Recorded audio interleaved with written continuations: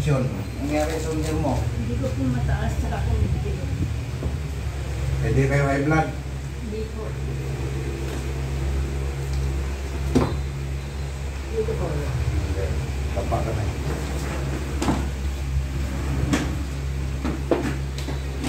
Buti lang eh, kwento-kwentuhan na lang kayo dyan. Ano kamay?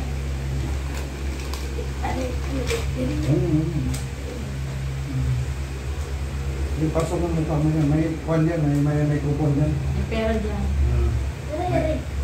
Ha? Masakit po kamay ko. Uy, tapa ka, kay hilot yan may likod. Di man direct sa kamay. Sino nag-hilot yan? Maniban sa akin. Mga taga sa amin lang, pero hindi ko masyado pinakain yun. Bakit?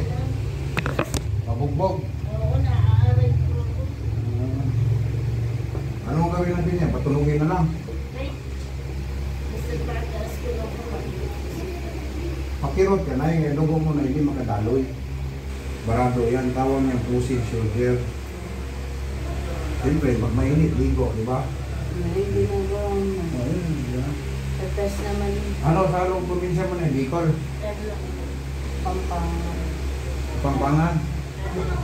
Hindi maligo ang Pampangan, isang araw lang maligo. Ang mahilig maligo, itong Bicol.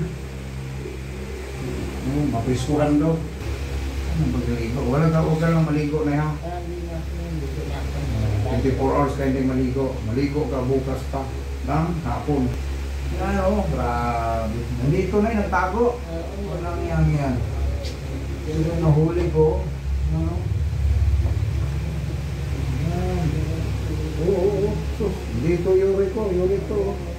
Uric. Yan. Kaya pala pag tinamaan ko masakit. Tinamaan yung ano niya masakit. Dati saan lang? Ikaw may panuhin mo ako mo, saan ka matamaan? Ito yung yan. Ah, ganyan. Ganyan.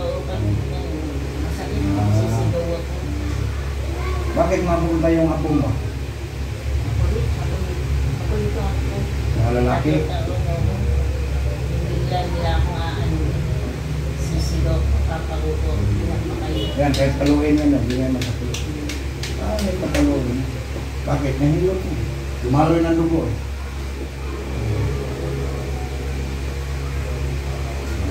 Nalalalo yun. Araw-araw mo, tungkol sa umaga, angat mo ha, hanggang 3 days. Pero kahit palu-paluin yan, hindi sakit. Ganun yan.